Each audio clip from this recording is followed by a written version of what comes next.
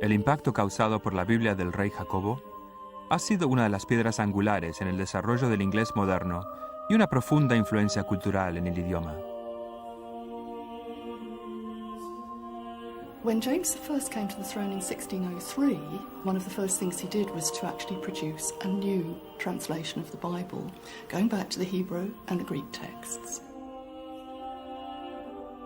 The translators were concerned to make this accessible in terms of its language, definitely English in terms of its language. For example, the biblical characters, they didn't use Hebrew forms, they used well-known English forms.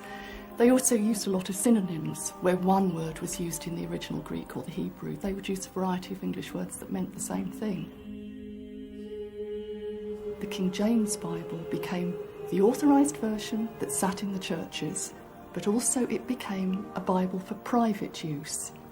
In 1612, they published much smaller editions than this, so people could carry it around with them, which meant, of course, that it had very much more influence than almost any other copy. This Bible was current during the time that the British Empire was being built. In 1611, we were at the beginning of voyages to America that led to the establishment of the colonies there. Later on, of course, we were involved in the East India Company. We went to India. As the 18th century progressed and the empire was built, British influence went wider and wider, soldiers, sailors, administrators, missionaries of various sorts, and this was the Bible that they were taking with them.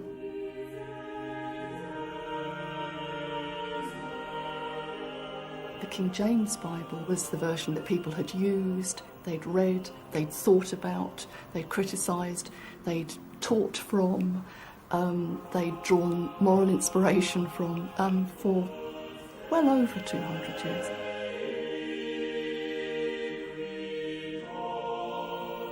The thing about influential books like the King James Bible is that they travel.